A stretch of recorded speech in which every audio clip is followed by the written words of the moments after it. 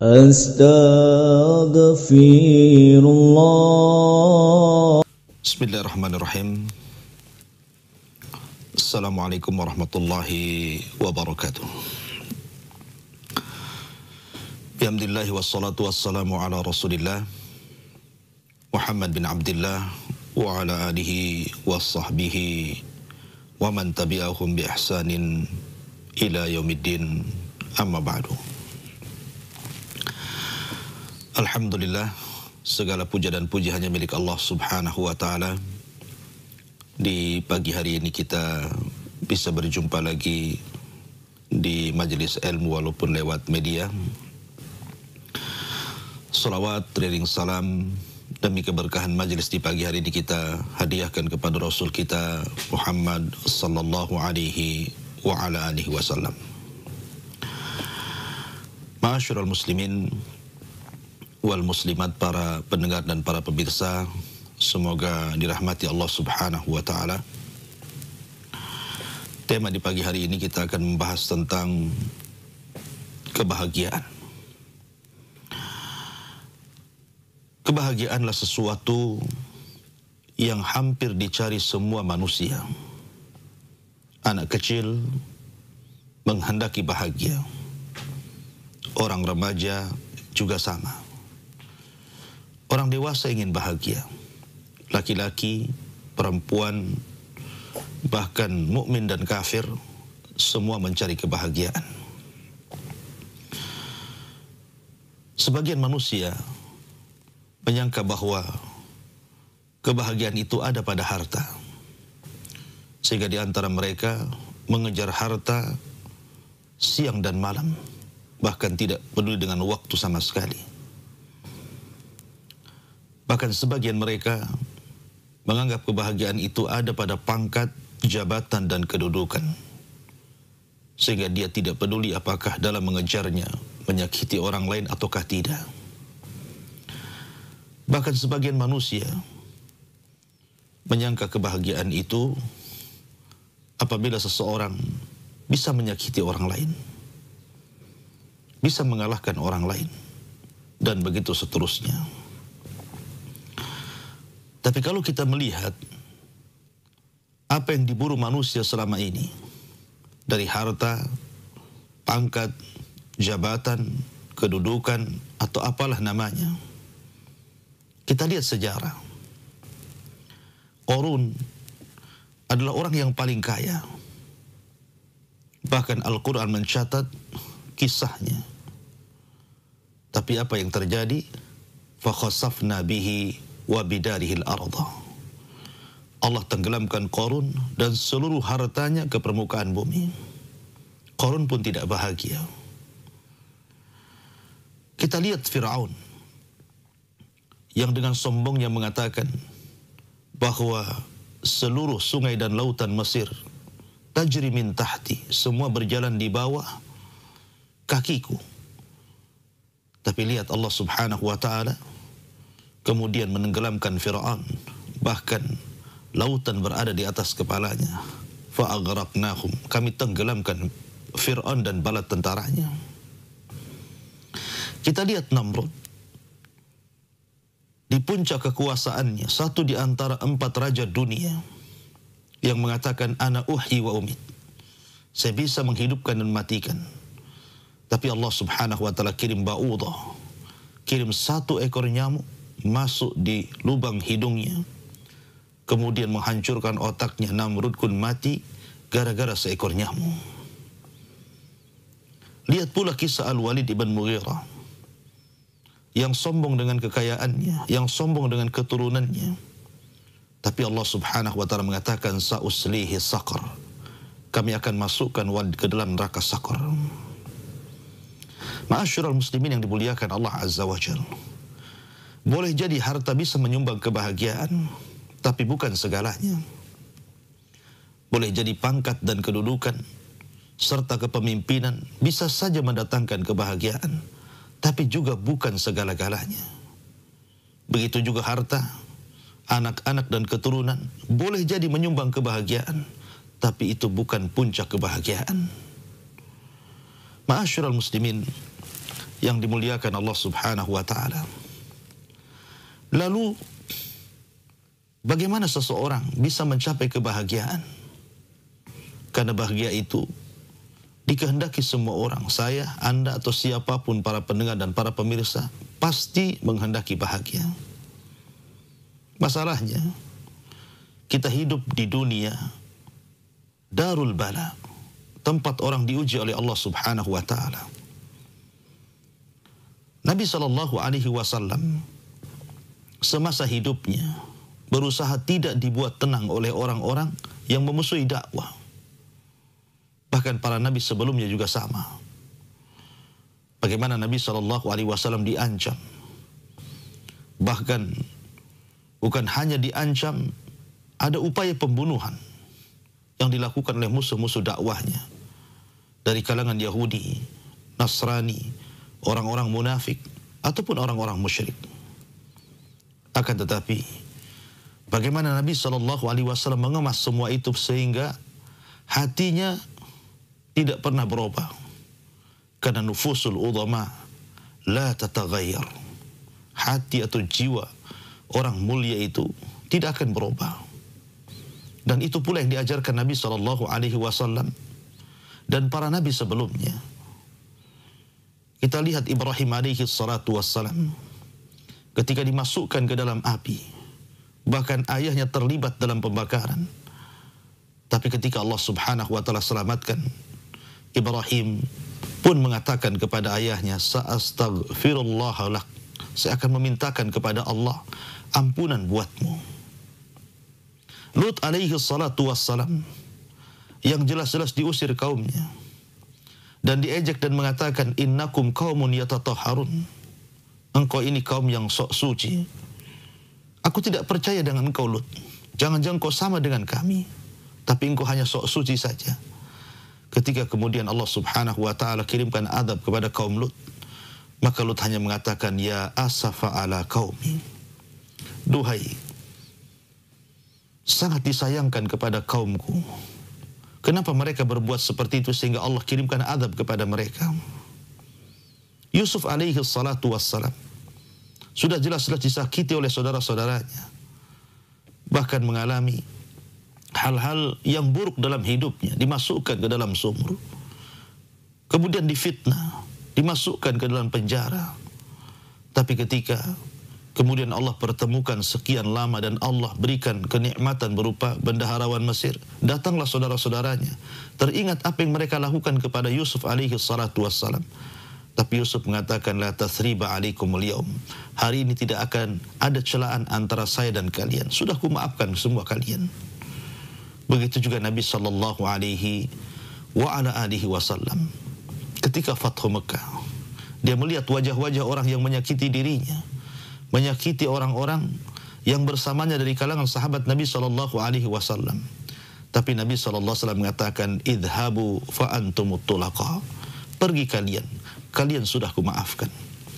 Begitulah Nabi sallallahu alaihi wasallam menjaga hatinya untuk tidak berubah, untuk tidak ditanamkan padanya al-ghil, al-hiq, al-hasad, kebencian, kedengkian dan hasad. Karena orang yang masih menyimpan perasaan-perasaan ini tidak mungkin hidupnya bahagia. Selama orang masih menyimpan perasaan dengki, selama orang masih menyimpan perasaan hasad, selama orang masih menyimpan kebencian kepada manusia, maka selama itu Anda tidak pernah bahagia. Maka kebahagiaan itu ada pada kebersihan hati. Makanya ketika Allah Subhanahu wa taala menjelaskan dalam Al-Quran orang-orang yang akan masuk ke dalam surga adalah orang-orang yang membawa hati yang selamat. Allah berfirman, "Yauma la yanfa'u malun wala banun illa man atallaha biqalbin salim." Pada hari yang tidak akan manfaat lagi harta dan juga keturunan kecuali orang yang membawa di hadapan Allah Subhanahu wa taala hati yang selamat, hati yang suci, hati yang tidak dipenuhi dengan penyakit-penyakit, penyakit hati. Ma'asyiral muslimin yang dimuliakan Allah Subhanahu wa taala, ada beberapa hal yang boleh jadi perkara-perkara ini mungkin sebagiannya bisa mengantarkan kepada ketenangan, kebahagiaan dalam hidup kita di dunia ini. Apa saja itu? Yang pertama, tinggalkan ucapan manusia. Dha wara'a dhahrik. Letakkan ucapan manusia itu di belakang punggungmu. Jangan hiraukan ucapan manusia. Karena sering saya katakan, sejak Allah Subhanahu wa taala ciptakan manusia, manusia sudah bicara. Manusia tidak mungkin diam. Karena takdir Allah Subhanahu wa taala manusia harus bicara. Terkadang pembicaraan manusia itu ada yang baik dan ada yang tidak baik. Ada yang memuji dan ada yang mencela. Ada yang menghina dan ada yang memberikan kebahagiaan kepada kita. Ya, itulah ucapan manusia. Jangankan kita, manusia yang lebih afdal dibandingkan kita, Musa alaihi salatu wassalam. Dia disakiti oleh kaumnya dengan kata-kata yang tidak layak dilontarkan kepada seorang nabi dan rasul. Seorang kalimullah, ulul azmi minar rusul. Suatu ketika Musa alaihi salatu wassalam merasa sak dadanya karena kaumnya terus menyakiti dengan lisannya. Akhirnya dia mengadu kepada Allah Subhanahu wa taala karena dia Kalimur Rahman. Dia zat yang dia manusia yang selalu berdialog dengan Allah Subhanahu wa taala. Karena hanya ada 3 nabi dan rasul yang disebut dengan Kalimur Rahman. Pertama Adam alaihi salatu wassalam di sorga. Kemudian Nabi SAW saat Isra dan Mi'raj ketika di Sidratil Muntaha, dan Musa alaihi salatu wassalam. Itulah 3 nabi dan rasul yang disebut dengan Kalimur Rahman. Tetapi kata-kata Kalimur Rahman hanya disematkan kepada Musa alaihi salatu wassalam. Suatu ketika Musa alaihi salatu wassalam datang menghadap Rabbnya. Kemudian mengatakan, Ya Rabb, kuffa an kalamin nas anni. Ya Rabb, hentikan ucapan manusia tentang diriku. Hentikan ucapan Bani Israel tentang diriku. Subhanallah. Allah uji Musa dengan Bani Israel. Dan Bani Israel adalah kaum yang sedikit bersyukur akan kebaikan Musa alaihi salatu wassalam yang telah membebaskan mereka dari perbudakan Firaun. Ketika Musa alaihi salatu wassalam, kenapa Musa mengatakan kepada Allah, Ya Allah, berhentikan ucapan Bani Israel agar tidak membicarakan, mencela diriku. Karena di antara kebiasaan Bani Israel adalah mereka kalau mandi berjamaah, dan itu diperbolehkan di dalam mungkin syariat dulu.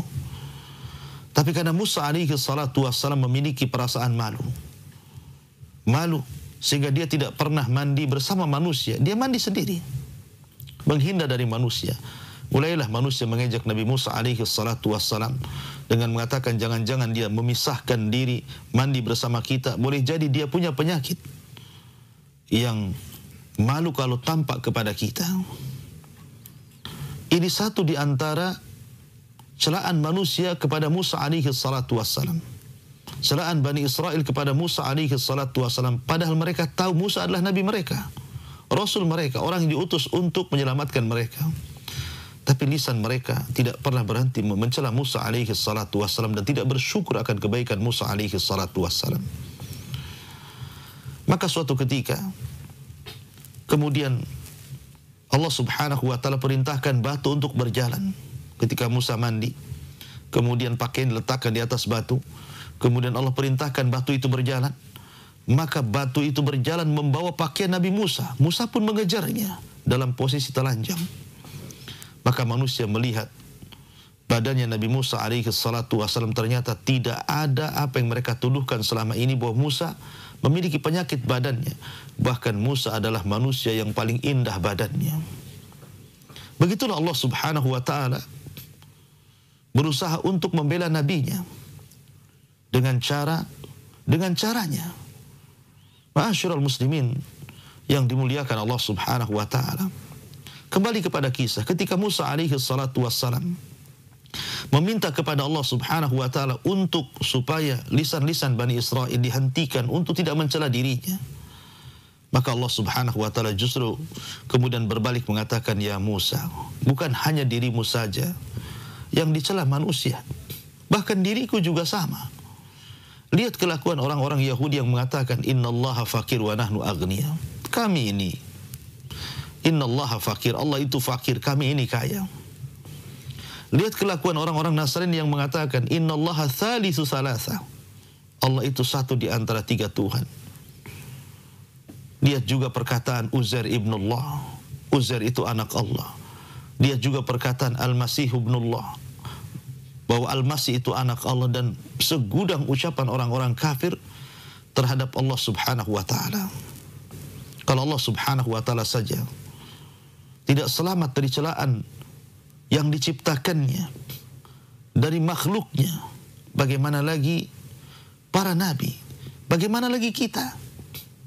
Ma'asyiral muslimin yang dimuliakan Allah Subhanahu wa taala. Oleh karena itulah maka tidak ada yang selamat dari ucapan manusia. Tidak ada yang selamat dari ucapan manusia. Nabi sallallahu alaihi wa ala alihi wasallam, datang orang Yahudi kepada Nabi sallallahu alaihi wasallam, kemudian mengatakan, as-sammu alaika, as-sammu alaika, semoga Allah timpakan kematian kepadamu wahai Muhammad. Sam itu racun artinya. Tapi Nabi sallallahu alaihi wasallam berusaha tidak membalas lebih dan mengatakan, wa alaika, engkau saja. Nabi sallallahu alaihi wasallam tidak menambah dari kalimat wa alaika. Rasul tidak mengatakan wa alaika ya ahfadal qiradata wal khanazir, la'anakallah umpamanya. Nabi SAW tidak melaknat manusia. Kan Nabi SAW bersabda, saya tidak diutus untuk menjadi pelaknat, tetapi saya diutus untuk menyampaikan rahmat kasih sayang Allah Subhanahu wa taala. Nabi SAW dicela. Bahkan orang-orang munafik mengatakan, thammin kalbaka ya'kuluka. Orang-orang munafik di hadapan Rasul mengatakan, thammin kalbaka ya'kuluka ya Muhammad. Gemukkan anjingmu, kelak anjingmu akan memakan dirimu. Ini ucapan dahsyat, ucapan yang mengerikan, ucapan kasar. Tapi Nabi SAW tidak pernah membalasnya.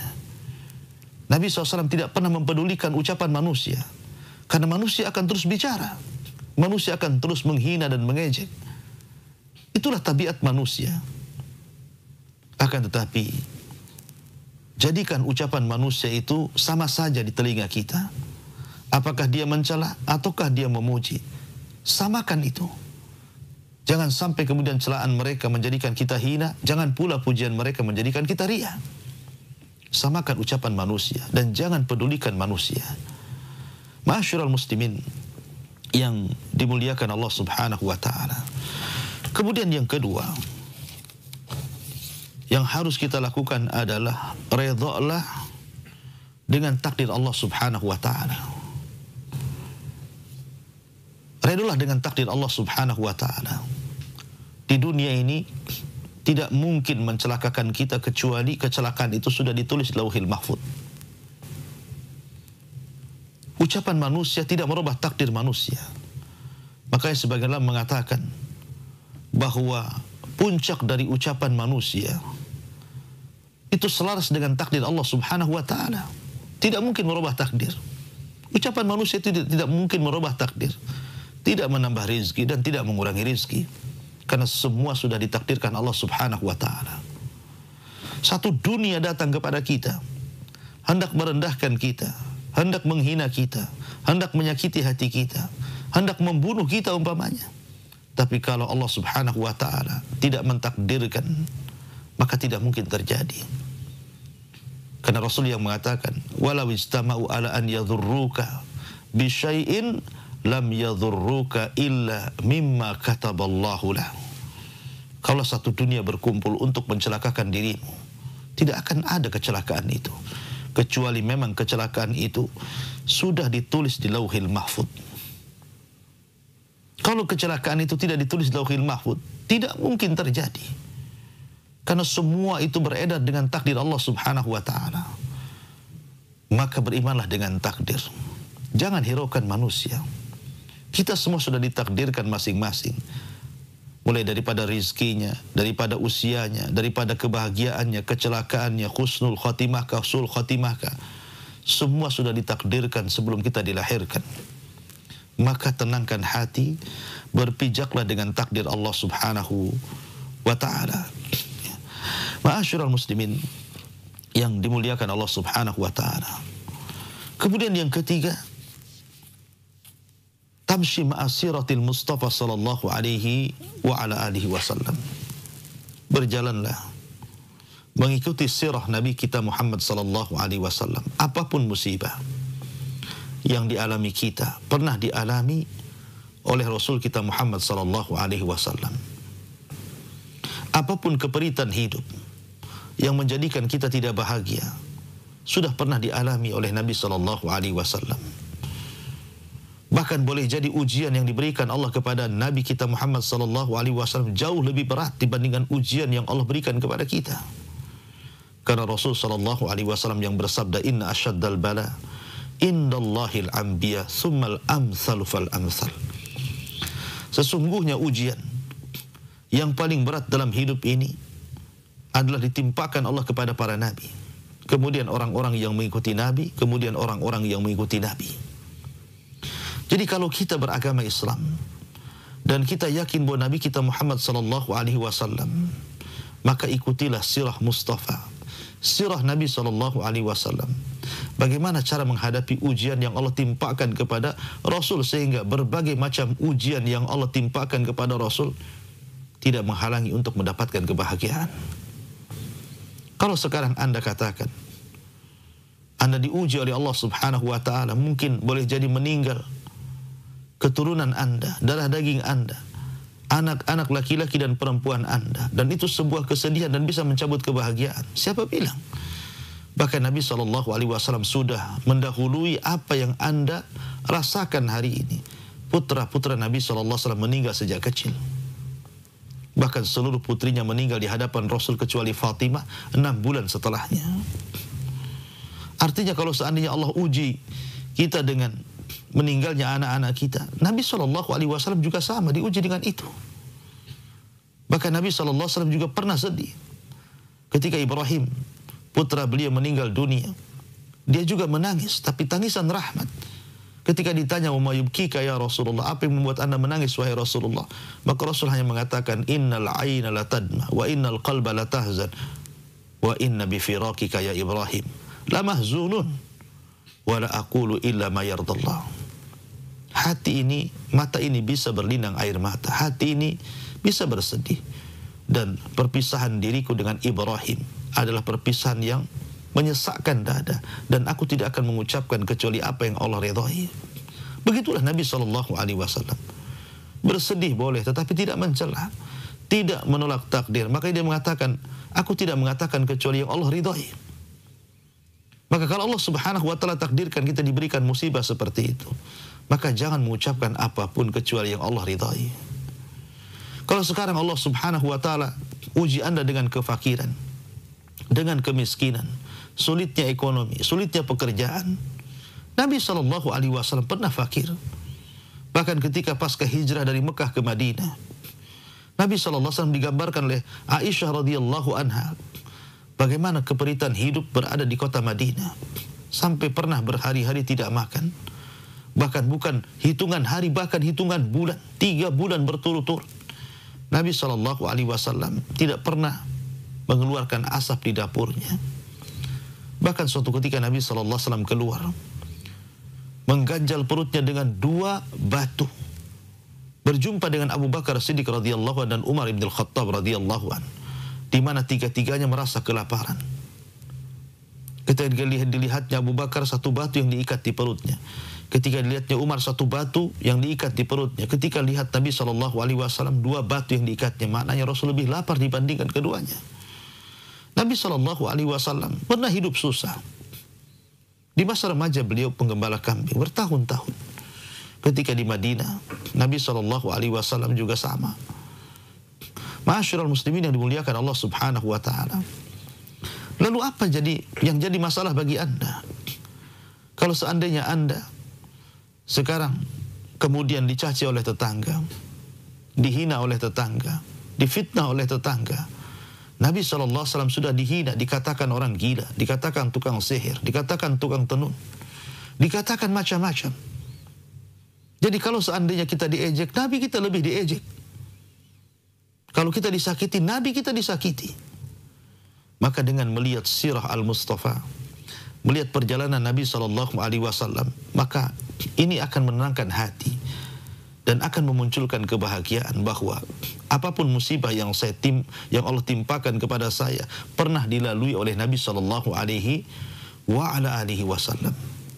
Maka tanamkan kebahagiaan dengan berjalanlah bersama sirah Al-Mustafa sallallahu alaihi wa ala alihi wasallam.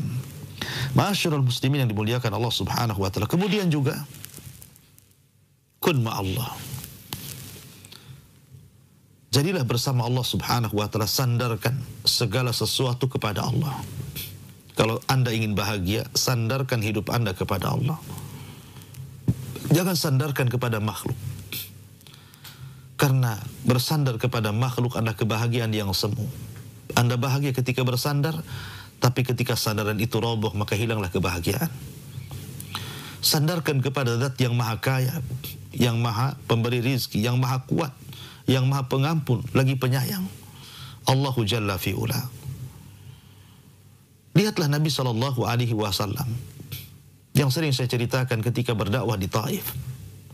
Dia dilempari batu, dia harus lari 1 mil, dicaci maki para wanita, ditanamkan duri anak-anak, sampai dilempari. Nabi pun terluka badannya, dan juga pembantunya Zaid ibn Harithah radhiyallahu an. Tapi Nabi SAW tidak pernah menyalahkan manusia. Nabi menyandarkan semua hidupnya kepada Allah Subhanahu wa taala. Dia mengatakan, Allahumma inni ashku dha'fa quwwati wa qillata tahilati wa hawani 'alan nas. Anta rabbul mustad'afin wa anta rabbi ila man takiluni. Nabi SAW hanya mengatakan, ya Allah, kuadukan urusanku kepadamu. Itu yang diucapkan Nabi. Ashku ilaika dha'fa quwwati. Aku mengadu kepadamu ya Rabb kelemahan kekuatanku, kekurangan pengalamanku dalam berdakwah, sehingga manusia tidak menghormati diriku. Tapi aku yakin Engkau Rabb yang menolong orang-orang lemah, dan Engkau Rabbku. Kemudian Rasul menutup dengan mengatakan, illam yakun alayya sakhatun fala ubali. Selama Engkau tidak marah, tidak murka kepadaku, aku tidak peduli dengan ucapan manusia. Selama Engkau tidak murka kepadaku, selama Engkau tidak marah kepadaku, aku tidak peduli dengan ucapan manusia. Apapun yang diucapkan manusia, silakan. Manusia mau mengatakan saya gila, manusia mau mengatakan saya tukang sihir, manusia mau mengatakan saya tukang tenun, manusia mengatakan saya ini pemecah belah, terserah. Selama Engkau tidak marah kepadaku ya Rabb. Begitulah Rasulullah SAW ajarkan kepada kita untuk setiap segala sesuatu sandarkan kepada Allah Subhanahu wa taala. Jangan pernah menyandarkan kepada manusia. Karena selamanya manusia tidak akan kokoh. Kalau Anda bersandar kepada orang kaya, sekali dia bangkrut, Anda akan bermasalah. Kalau Anda bersandar kepada para pejabat, sekali jabatannya turun, Anda akan masalah. Dan begitu seterusnya. Karena kita lihat di masyarakat, banyak orang-orang yang dahulunya kaya, akhirnya kemudian jatuh miskin.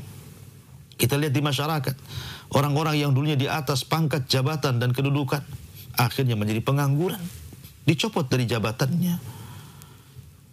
Ataupun orang-orang yang dilihatnya dulunya sehat, olahragawan, binaragawan, ternyata terbaring kaku, sakit bertahun-tahun. Begitulah dunia.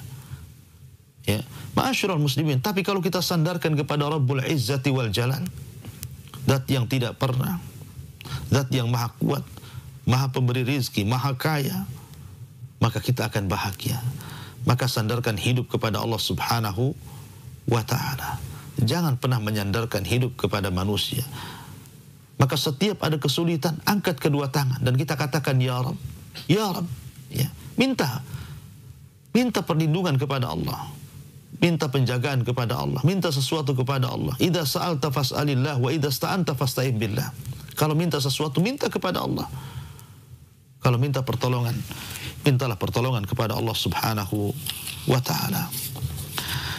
Ma'asyiral muslimin yang dimuliakan Allah Subhanahu wa taala. Lihatlah Sulaiman alaihi salatu wassalam yang Allah Subhanahu wa taala anugerahkan dua nikmat di dunia, nabi dan juga raja. Bahkan termasuk manusia yang paling kaya. Sampai-sampai dia mengatakan, Rabbi habli mulkan la yanbaghi li ahadin min ba'di. Ya Rabb, berikan kepadaku kekuasaan yang tidak boleh kekuasaan ini dimiliki oleh manusia sepeninggalku. Artinya Sulaiman diberikan kekhususan dalam hal ini. Dan Allah tidak memberikan kepada yang lainnya kecuali Sulaiman. Kekayaan, kerajaan, kekuasaan. Tapi sekaya Sulaiman, semulia Sulaiman, Nabiullah tidak melalaikan Nabiullah Sulaiman alaihi salatu wassalam dari beribadah kepada Rabbnya. Sulaiman tidak pernah lalai untuk berzikir, untuk sholat, kecuali hanya satu kali. Suatu ketika di sore hari Sulaiman memandang kuda peliharaannya, karena dia suka hobi dengan kuda, sehingga dia terkadang mengelus, terkadang memberi makan, terkadang memandang. Hobinya dengan kuda balap, dengan kuda perang. Jadi satu hari dilalaikan dengan kuda itu sampai dia lupa sholat sore. Akhirnya, kemudian dia baru ingat kalau kuda-kudanya melalaikan dirinya. Keesokan harinya dia sembelih seluruh kudanya. Man taraka syai'an lillahi, man taraka syai'an lillahi awadallahu khairan minhu. Barang siapa yang meninggalkan sesuatu karena Allah, Allah akan ganti sesuatu itu dengan yang lebih baik lagi. Maka Allah ganti kuda-kuda yang disembelih dengan angin, sehingga Sulaiman bisa melesat ke sana kemari di bawah angin. Itulah Allah Subhanahu wa taala menggantikan sesuatu yang jauh lebih baik dibandingkan sebelumnya. Kenapa? Karena balasan orang yang mendekatkan diri kepada Allah Subhanahu wa taala. Nabiullah Sulaiman kaya tapi ahli ibadah. Karena umumnya orang-orang kaya, Allah katakan, kalla innal insana la yatghu an ra'ahu istaghna. Umumnya orang kaya itu suka melampaui batas, bahkan lalai untuk beribadah, bahkan cenderung untuk bermaksiat kepada Allah Subhanahu wa taala, dan itu menghilangkan kebahagiaan pada hidupnya. Tapi lihat, Sulaiman mengajarkan kepada kita sebuah ajaran yang luar biasa, di mana kalaupun Allah berikan Anda nikmat yang banyak, jangan pernah melalaikan ibadah kepada yang telah memberikan nikmat kepada kita. Makanya Abdullah ibn Sikhir, dia pernah mengatakan, ataitun Nabiya sallallahu alaihi wasallam. Suatu ketika aku datang kepada Rasulullah. Ketika itu Nabi sallallahu alaihi wasallam sedang membaca Al-Hakumut Takatsur. Al-Hakumut Takatsur hatta zurtumul maqabir. Telah melalaikan at-takatsur, berlomba-lombanya mereka di dalam meraih dunia. Maka kemudian Nabi sallallahu alaihi wasallam bersabda, yaqulu ibnu Adam, mali, mali. Berkata anak Adam, hartaku dan hartaku. Wahal laka ya ibna Adam, min malika illa ma akalta, aw labista, illa ma akalta fa afnaita, aw labista fa ablaita, aw tasaddaqta fa abqaita. Maka kemudian Allah Subhanahu wa taala berfirman dalam hadis qudsi ini, wahai anak Adam, hartamu itu, apa yang kau makan pasti habis, apa yang kau pakai pasti usang, dan apa yang kau sedekahkan itulah yang akan tetap. Ya, karena kekayaan itu bisa bertambah dan bisa berkurang, bisa diberi dan bisa dicabut. Maka Allah Subhanahu wa taala terkadang menguji manusia dengan cara diberikan kekayaan atau mungkin dicabut kekayaan. Dua-duanya ujian dari Allah Subhanahu wa taala. Tetapi malun soleh li rajulin soleh, harta yang baik kan dipegang orang baik. Bagaimana caranya? Dia sedekahkan, karena sedekah itu sebuah kebahagiaan. Ma'asyiral muslimin yang dimuliakan Allah Subhanahu wa taala. Oleh karena itulah maka sandarkan hidup kita kepada Allah Subhanahu wa taala, dan jangan pernah sandarkan kehidupan kita kepada selain daripada Allah Subhanahu wa taala. Maka apabila tampak kenikmatan kepada kita, bacalah alhamdulillah. Segala puja dan puja hanya milik Allah. Kalau seandainya Allah takdirkan lambat rezeki kita, boleh jadi ini karena dosa kita, maka beristighfarlah kepada Allah Subhanahu wa taala. Dan kalau seandainya Allah Subhanahu wa taala timpakan kepada Anda mungkin bala musibah, maka perbanyaklah kalimat la haula wala quwata illa billah. Tidak ada daya dan kekuatan kecuali hanya milik Allah Subhanahu wa taala. Maka bersihkan hati dari perasaan dengki, dari perasaan hasad, dari perasaan dendam. Karena hanya dengan membersihkan hati dari penyakit-penyakit itu, maka itulah ciri kebahagiaan. Ketika Nabi SAW kemudian duduk di masjid, kemudian sahabat ada di sekitarnya, kata Rasul, sebentar lagi akan keluar dari pintu sebelah sana termasuk orang yang akan masuk surga. Rupanya ada seseorang yang menjinjing sandal dan rambutnya basah, seolah-olah habis berwudu. Besoknya lagi Rasul mengatakan, sebentar lagi akan keluar dari pintu itu rajulun min ahlil jannah, orang laki-laki yang dijanjikan masuk surga. Rupanya dia lagi 3 hari berturut-turut, dia lagi. Rupanya setelah dicari tahu kenapa orang itu kemudian dijanjikan masuk surga oleh Nabi SAW, karena sebelum tidur dia selalu membebaskan hatinya dari orang-orang yang mendoliminya. Dia maafkan semuanya. Siapapun yang mendoliminya, dia maafkan. Siapapun yang menyakitinya, dia maafkan. Dan dia tidak pernah memberikan ruang pada hatinya untuk ada perasaan iri, dengki, hasad, dan penyakit-penyakit hati yang lainnya. Dan itulah sebab kebahagiaan terbesar dalam hidup kita, membersihkan hati dari setiap noda dan penyakit hati. Wallahu a'lam bishawab. Inilah yang bisa saya sampaikan, mudah-mudahan ada manfaatnya. Saya kembalikan kepada moderator, falyatafaddal mashkura. Jazakallah khair Ustaz atas materi yang sudah disampaikan di kesempatan yang berbahagia ini. Semoga memberikan banyak manfaat bagi kita semuanya. Kaum muslimin dan muslimat, para pendengar dan pemirsa dimanapun Anda berada di seluruh dunia. Untuk Anda yang ingin bertanya dalam program Berkah Pagi, disilahkan Anda bisa mengirimkan pertanyaan Anda ke 081-803-106-106, atau juga Anda bisa menelpon secara langsung melalui audio call WhatsApp ke 0811-777-0106. Program ini disiarkan atau disebarluaskan oleh rekan-rekan sesama media yang tergabung di Artvisi, Asosiasi Radio dan Televisi Islam Indonesia. Di antaranya ada Surabaya Mengaji, kemudian Artvisi Channel, Handil Mengaji, Kutai Kartanegara, Radio Kajian Islam Kediri, Beta Mengaji Nusa Tenggara Timur, dan Mutiara Sunnah Palu.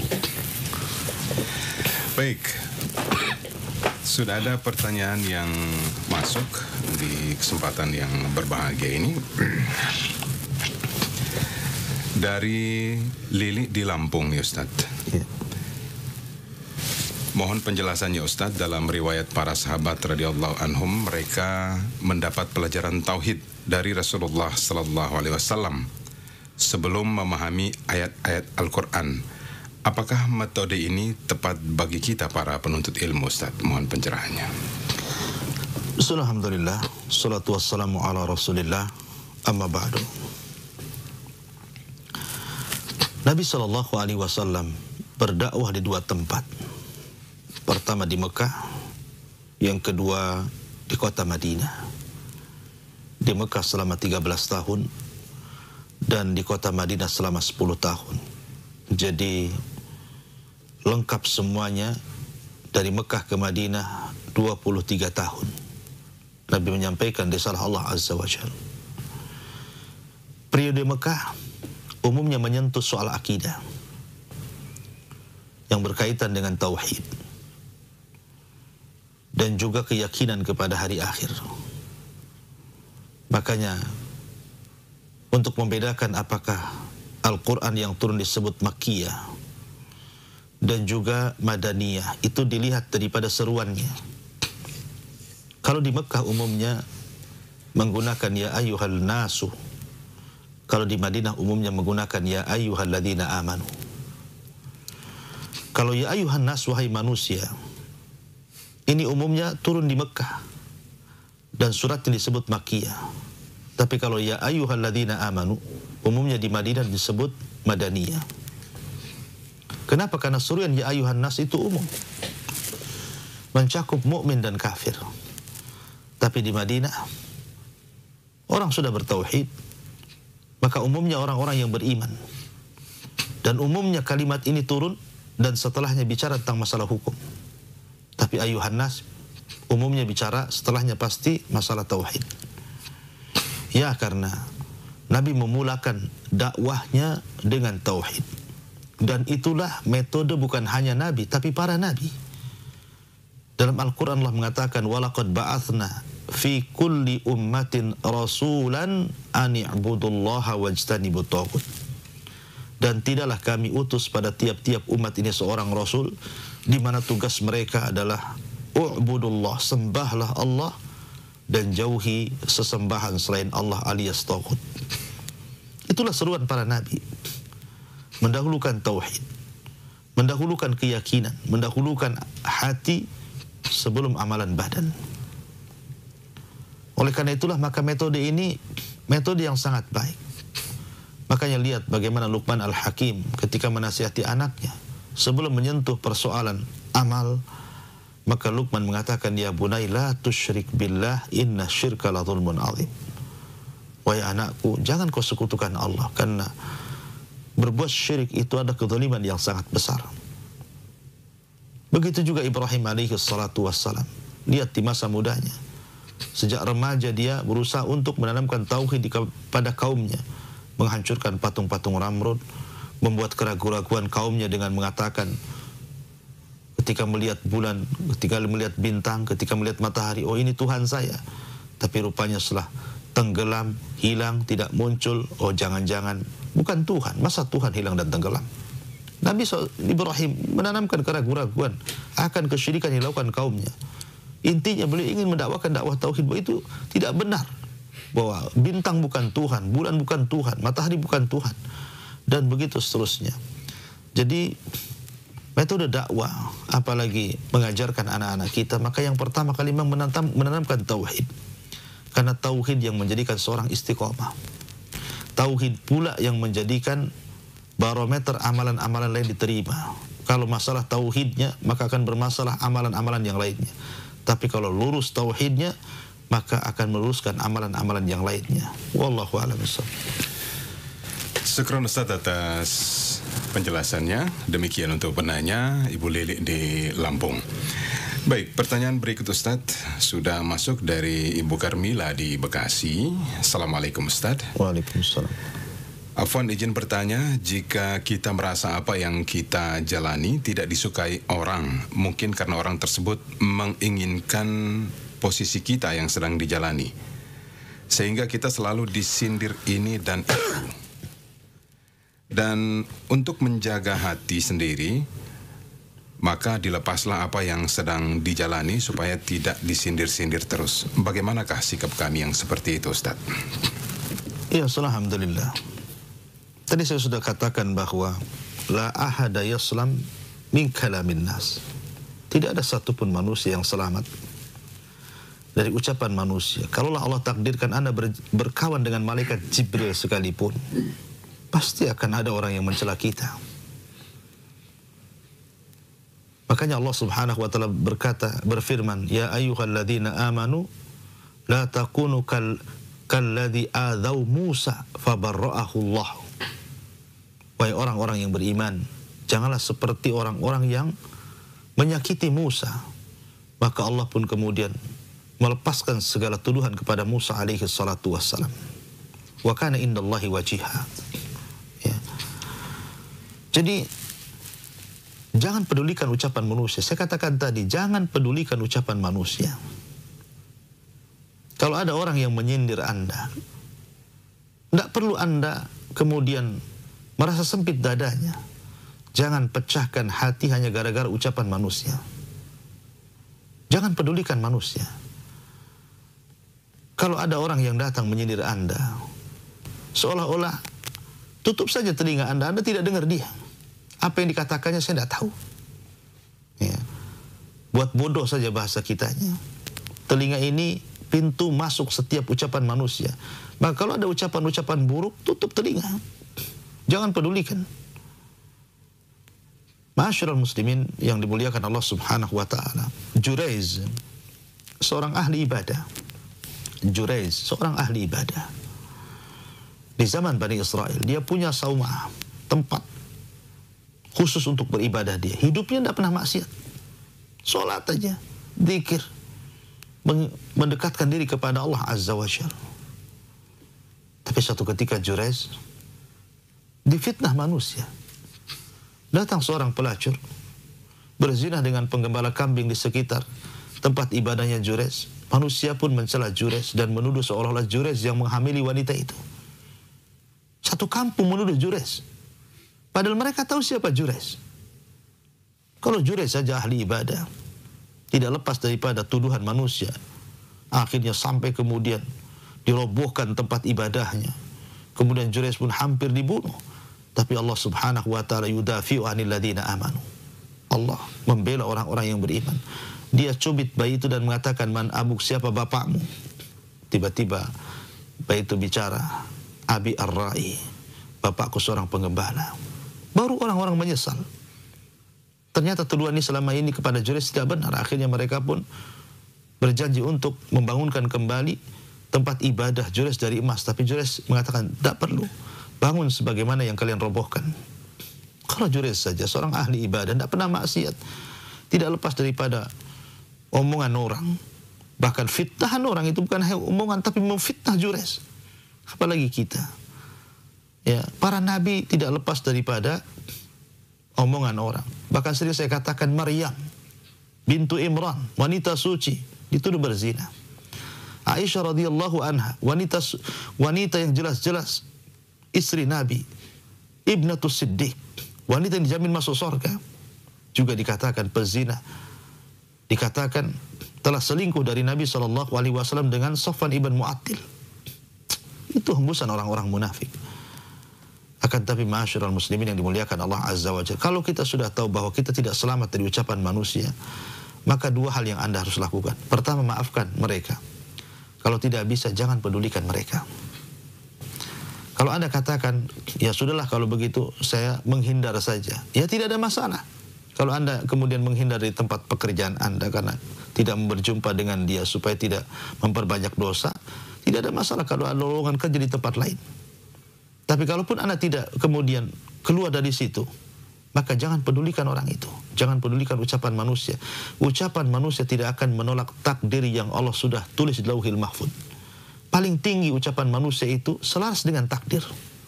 Wallahu a'lam. Syukran Ustaz atas penjelasannya. Demikian untuk Ibu Karmila di Bekasi. Baik, pertanyaan yang berikut sudah masuk dari live chat YouTube Ustaz. Izin bertanya Ustaz, menyesali dosa, banyak dosa, bagaimana bagaimana cara bahagia ini Ustaz? Syukron atas jawabannya. Alhamdulillah. Setiap manusia pasti berbuat salah. Tidak ada manusia yang tidak berbuat salah. Kullu bani Adam khata' wa khairul khata'ina tawwab. Setiap anak Adam itu pasti melakukan kesalahan. Ada satu kondisi Anda tidak pernah berbuat dosa. Ketika Anda tidur. Ketika Anda tidur, Anda tidak mungkin berbuat dosa. Tapi ketika Anda bangun, sampai kemudian tidur kembali, pasti Anda berbuat dosa. Tidak mata, telinga.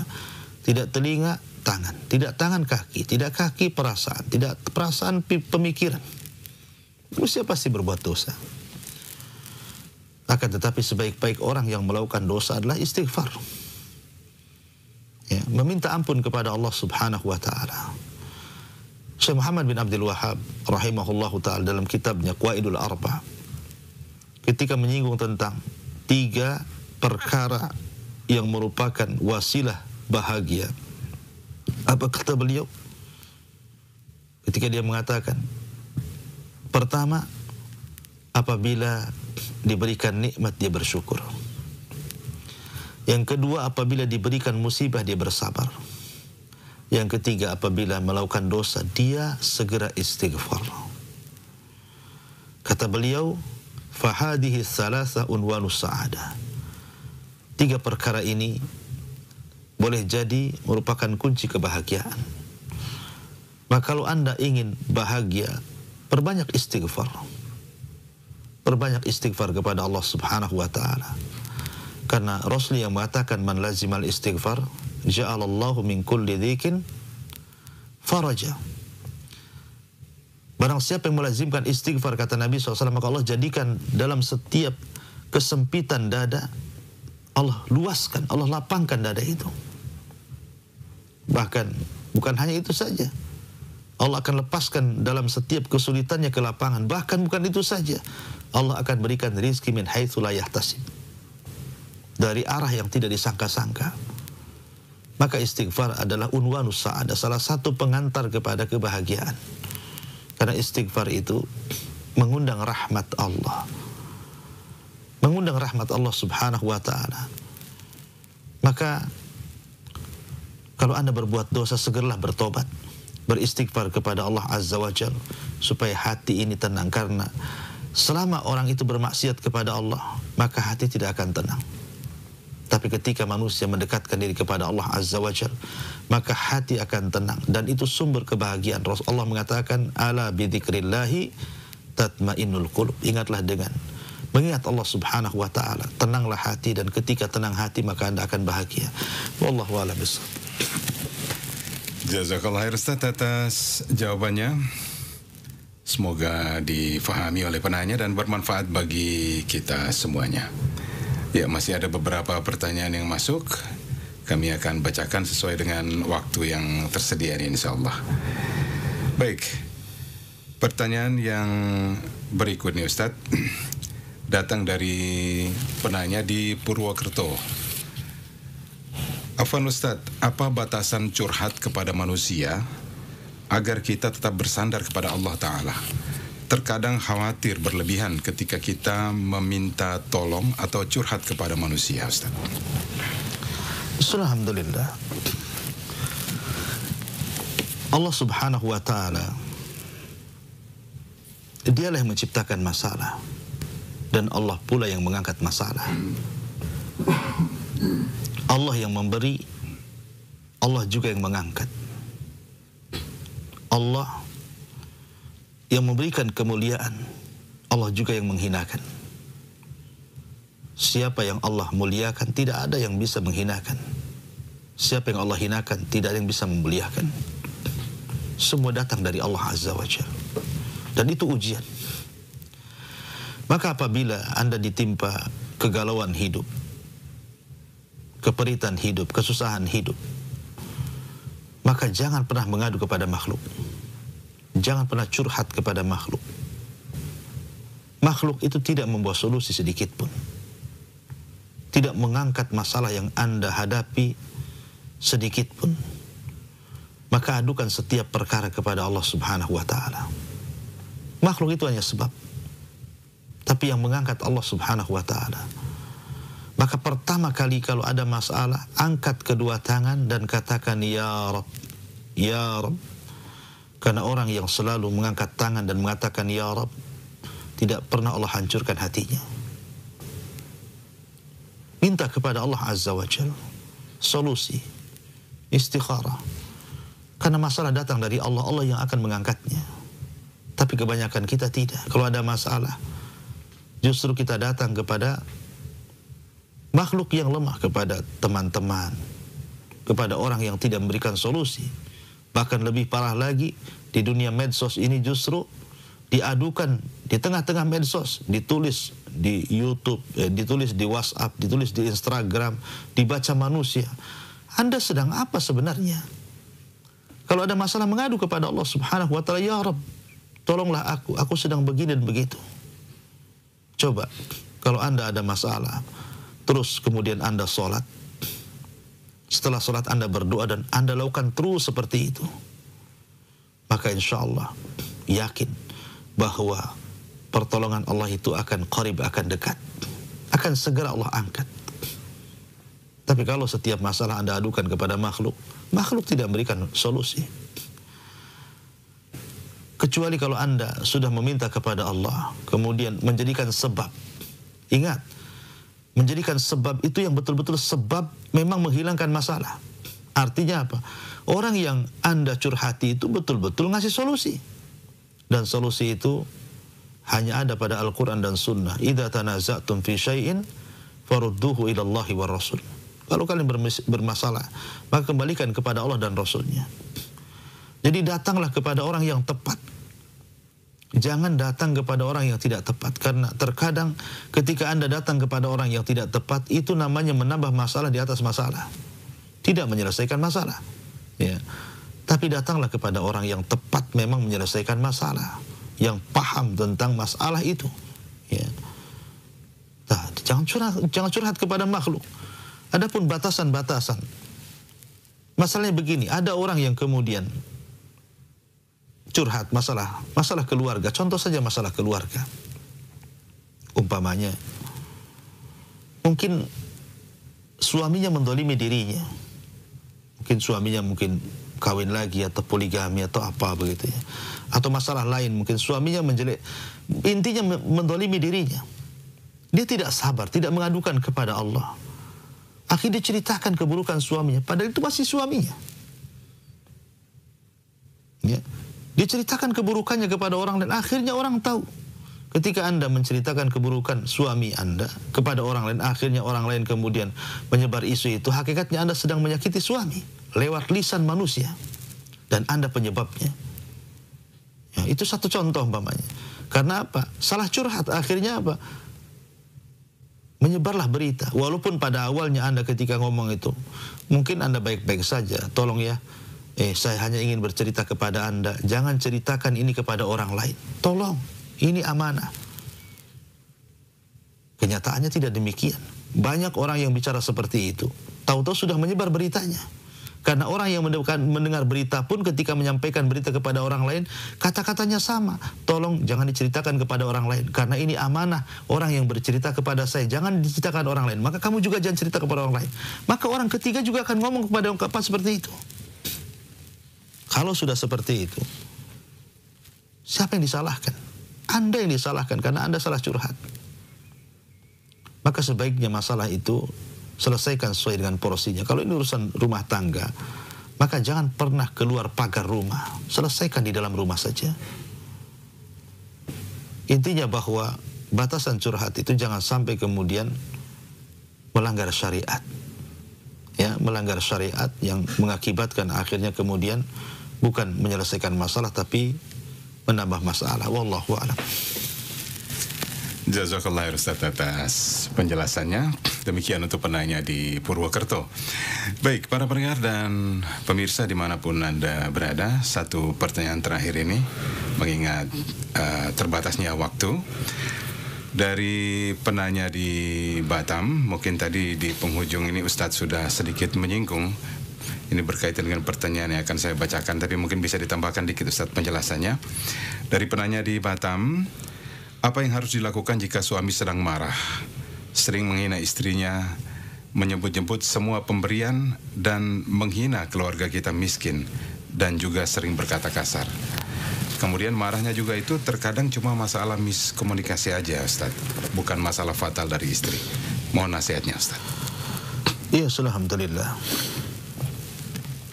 Semoga Allah Subhanahu wa taala memberikan hidayah dan membuka hati suami Anda untuk tidak marah-marah, intinya begitu. Tapi begini ya, terkadang marah itu bisa karena memang dia ada masalah sehingga dia marah. Atau karena memang marah itu terpicu dari kesalahan istrinya sendiri, menjadikan suami marah. Makanya seorang istri itu jangan memancing emosi suami. Seperti umpamanya, kalau istri ini sedang tidak suka dengan suami, ada hal-hal yang bagi dia tidak redha gitu, maka jangan langsung dimuntahkan di hadapan suami. Terkadang itu menyakiti suami. Ya, kan ada istri-istri itu yang tidak sabar kalau dia tidak suka, jam itu, maka jam itu juga kalau datang suaminya harus dikeluarkan semuanya. Anda sedang menyerang. Ya. Tapi carilah waktu-waktu yang tepat. Cari jam-jam yang tepat, hari-hari yang tepat. Jangan hari ini Anda tidak suka, hari ini pula Anda menyerang suami Anda. Masalah. Suami bisa jadi marah. Atau kalau suami ini lagi galau, anggaplah lagi galau, lagi ada masalah di luar. Kemudian dia keluar rumah, jangan dicegat. Biarkan dia keluar. Ya, ini tidak banyak istri-istri yang kalau suami keluar saja sedikit, langsung diterornya, dikejarnya. Ya, diintipnya. Terkadang kemudian dikejar lewat handphone. Kemana bang? Mau kemana bang? Di SMS-nya. Subhanallah. Ketika suami ada masalah, biar dia keluar dulu. Mungkin dengan keluar itu, dan Anda tidak mengganggunya, boleh jadi itu meredakan emosinya. Lihat Ali radhiyallahu an. Ketika ada masalah apa, dia keluar. Dan Fatimah membiarkannya. Ya. Dan itu hajjus sahabat, petunjuk para sahabat. Atau mungkin masalah-masalah rumah tangga yang lainnya. Nanti kita akan kupas juga di lain kesempatan. Intinya bahwa kalau memang Allah Subhanahu wa taala takdirkan Anda mendapatkan suami seperti itu, mudah emosi, mudah marah, pertama bersabar. In sabarti walakil jannah. Ini ujian. Anda diberikan ujian suami seperti itu, bersabar. Karena bagaimanapun surga istri itu di rumah. Salah satunya adalah sabar ketika menghadapi suami. Jadikan kesabaran Anda itu ziyadatul ajri, untuk menambah pahala. Innama yuwaffas sabiruna ajrahum bighairi hisab. Karena pahala orang sabar itu tanpa batas. Ya. Dan itu ambil sisi baiknya. Kalau suami tidak seperti itu, Anda tidak dapat pahala sabar. Ya, Anda tidak dapat pahala sabar kan jadinya. Pertama sabar. Yang kedua, jangan dilayan. Terkadang ada seorang wanita, suami ini ngomongnya satu kalimat, tapi dibalas 100 kalimat. Suami baru ngomong A, Anda sudah Z. Ya kan? Ada istri yang seperti itu. Jadi biarkan suami itu kalau ada masalah menceritakan dulu. Kasih kesempatan. Biasakan mendengar. Jangan biasakan membantah. Terkadang istri ini kadang-kadang dia membantah dulu. Belum mendapatkan penjelasan dari suami, membantah dulu. Kemudian biasakan memberikan uzur dan husnudzon. Kalau suami sudah memberikan penjelasan, ya jangan kemudian mengejar seolah-olah Anda sedang menginterogasi orang salah. Maka lihatlah zahir kalamnya. Kalau itu yang keluar, benarkan. Soal dia dusta atau tidak, urusan dia. Karena kalau Anda terus, aku nggak percaya, aku nggak mungkin begitu, maka menambah masalah, tidak akan selesai. Ya. Maka pertama sabar, yang kedua biasakan mendengar apa yang dikatakan suami, dan yang ketiga tidak membangkang. Kemudian juga cobalah berdoa kepada Allah Subhanahu wa taala untuk melembutkan suami Anda. Supaya suami itu lembut hatinya. Apalagi Anda katakan masalah sepele jadi besar, berarti kan sebelumnya ada pemicunya tuh. Tidak mungkin masalah sepele jadi besar kalau memang sebelumnya tidak terjadi hal-hal yang kemudian menumpuk-numpuk sehingga jadi bom waktu. Maka bersabarlah, intinya bersabar dalam keluarga itu, karena sabar itulah yang akan mengantarkan kebahagiaan. Tapi kalau Anda tidak sabar, kalau Anda layani juga suami, maka akan terjadi keributan, dan itu akan mencabut kebahagiaan dalam rumah tangga. Wallahu a'lam bishawab. Jazakallah Ustaz atas pencerahannya. Mudah-mudahan bermanfaat bagi kita semuanya. Tapi ada satu telepon masuk nih Ustaz, kita terima dulu Ustaz.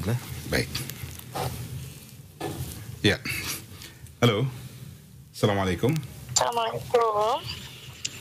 Halo, Assalamualaikum. Halo, Assalamualaikum. Halo, Assalamualaikum. Ya, halo, Assalamualaikum. Halo, Assalamualaikum. Waalaikumsalam warahmatullahi wabarakatuh. Ya, Waalaikumsalam. Halo, Assalamualaikum Ustaz. Waalaikumsalam. Dengan siapa di mana? Iya. Dengan Ibu Putri di Surabaya, Ustaz. Ibu Putri di Surabaya ya. Iya Bu, silakan Bu. Silakan pertanyaannya. Assalamualaikum Ustadz. Afwan Ustadz, Waalaikumsalam. anak ingin bertanya. Begini Ustadz, Ana sebagai seorang istri ya Ustadz, sekarang lagi ada problem masalah suami Ana itu kan tipe orang yang suka mencaci seorang istri tanpa tahu dulu permasalahannya ya Ustadz ya. Iya. Nah, terkadang itu Ana sebagai seorang istri itu merasa capek Ustadz karena terus-terusan begitu gitu. Ana nasehatin, dia juga kebetulan sudah mengetahui tentang ilmu agama tapi tetap saja seperti itu ya Ustadz. Iya. Yang mau Ana tanyakan, apakah boleh seorang istri itu minta cerai karena sudah tidak kuat dengan sifat suaminya, ataukah seorang istri itu harus bersabar ya Ustadz ya? Iya. Nah, kalau bersabar itu bagaimana ya Ustadz solusinya? Karena terkadang kita ini kan juga manusia ya Ustadz, mempunyai rasa lelah dan juga rasa capek gitu sebagai seorang istri Ustadz. Itu Iya, aja yang dapat Ana tanyakan. Syukron ya Ustadz ya, semoga Ustadz selalu dalam lindungan Allah Subhanahu wa taala. Amin, amin, amin. Jazakumullah khairan Ustadz. Wa iyaki. Barakallahu fiik. Silakan Ustaz. Ya, alhamdulillah. Itulah ujian orang yang berumah tangga. Kalau kita lihat dalam surah At-Tahrim, ada beberapa kisah tentang rumah tangga. Ada suami, tetapi istrinya berkhianat kepada suami. Seperti kisah Nuh dan Lut. Istrinya berkhianat. Tapi bukan berkhianat di sini maksudnya berzina, tidak. Berkhianat seperti Lut. Terkadang kalau ada tamu, dia sengaja membakar kayu bakar istrinya supaya manusia datang. Terkadang mengambil paksa tamu laki-laki kemudian memperkosanya. Kalau istrinya Nuh mengatakan Nuh itu gila. Itu satu keluarga. Suaminya baik, seorang nabi, diuji oleh istrinya. Kemudian yang kedua terbalik. Ya, ada yang justru istrinya baik. Istrinya salehah, bahkan istrinya wanita terbaik dunia. Siapa? Asy bintu Muzahim. Istrinya itu satu di antara wanita terbaik dunia. Kata Nabi SAW, kamu la minar rijal kathirun, walam yakbul bidan nisa illa arba'atun. Kata Nabi SAW, laki-laki sempurna banyak, tapi wanita yang sempurna sedikit, kecuali 4 orang. Salah satunya Asy bintu Muzahim. Diuji oleh siapa? Oleh suaminya. Suaminya Fir'aun. Fir'aun suaminya. Tukang pembantai bayi. Membunuh jiwa. Congkak, sombong. Ya kan? Diuji. Atau terkadang diuji dua-duanya. Suaminya jahat, istrinya juga jahat. Seperti contohnya Abu Lahab. Abu Lahab. Lihat bagaimana kejahatan Abu Lahab dan Ummu Jamil. Ya. Kemudian juga ada yang diuji oleh Allah, yang memang Allah berikan nikmat karunia, diberikan suami yang baik dan istri yang baik seperti Rasul sallallahu alaihi wasallam. Sekarang Anda diuji oleh suami Anda. Ya, terkadang kalau Anda katakan sholatnya baik,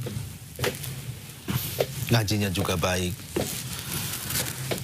manusia itu ditimbang karena 2 perkara. Kata Nabi SAW, "Idza ja'akum man tardawna dinahu wa khuluquhu."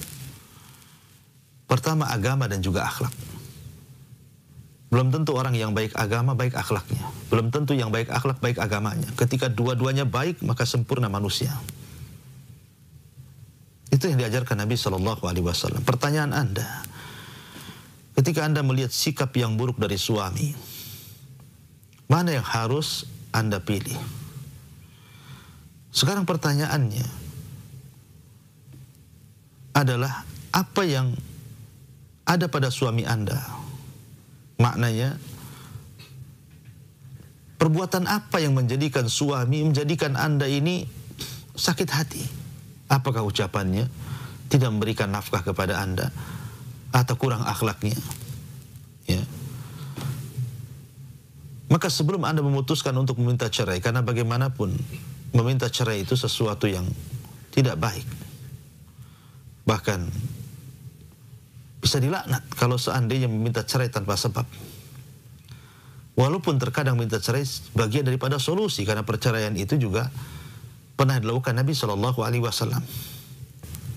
Nabi pernah bercerai. Dan Nabi pernah rujuk untuk menjadi sebuah syariat dan juga solusi. Karena hukum cerai juga berkaitan dengan 5 hukum taklifi, bisa haram, bisa makruh, bisa mubah, bisa sunnah, dan begitu seterusnya. Maka saran saya, coba perbaiki dulu hubungan Anda dengan suami Anda. Kalau Anda tidak bisa memberikan nasihat secara langsung, cari orang yang bisa menasihati suami Anda. Jangan tergesa-gesa. Ya, terkadang ada orang yang tergesa-gesa merasa sudah mungkin menurut Anda bertahun-tahun, padahal sebenarnya masih bisa diperbaiki. Maka perbaiki dulu. Cobalah perbaiki dulu hubungan Anda dengan suami Anda. Rubah kebiasaan yang mungkin tidak biasa. Mungkin yang ya dulunya kurang perhatian, jadilah wanita yang perhatian. Dulunya kurang berdandan, jadilah wanita yang berdandan. Dulunya mungkin suka kasar, jadilah wanita yang lembut. Coba diganti dulu kebiasaan itu. Boleh jadi kebiasaan-kebiasaan itu bisa merubah suami. Ya. Kemudian juga berdoa kepada Allah. Karena bagaimanapun hati suami itu milik Allah, bukan milik Anda. Anda tidak bisa menguasai hati suami. Satu dunia menguasai hati orang tidak bisa. Karena hati itu milik Allah Azza wa Jalla. Dia yang membolak-balikan hati. Maka cobalah berdoa kepada Allah Azza wa Jalla agar Allah membolak-balikan hati suami Anda sehingga menjadi lembut. Ya, menjadi lembut. Ya, kemudian yang ketiga baru tawakal, serahkan urusan kepada Allah Azza wa Jalla. Tapi kalau Anda sabar, maka itu lebih baik. Tapi kalau Anda tidak sabar, Anda katakan tadi ingin menggugat cerai, maka perhatikan alasan Anda menggugat itu apa. Jangan sampai kemudian gugatan Anda itu sesuatu yang sebenarnya tidak layak untuk digugat, kemudian Anda gugat. Berarti Anda meminta cerai. Dan itu bahaya, bisa dilaknat. Ya, jadi lihat alasannya. Kenapa Anda bisa menggugat cerai, seperti umpamanya suaminya tidak sholat, suaminya pemabok, suaminya jahat, suaminya tukang mukul, zalim, dan yang lainnya. Kan ada alasan. Ya kan? Ada alasan. Tapi kalau hanya suaminya suka marah-marah saja, nggak usah dipedulikanlah marah itu. Nanti juga ada waktunya. Tidak mungkin suami itu diciptakan untuk marah-marah terus. Pasti suatu ketika tidak akan marah. Ya, bersabarlah kepada Allah Azza wa Jalla. Mintalah pahala dari kesabaran itu. Mudah-mudahan Allah Subhanahu wa Ta'ala memberikan yang terbaik kepada dan juga suami. Dan saya hanya berdoa semoga Allah berikan kebahagiaan kepada Anda dan juga suami. Wallahu a'lam bishawab.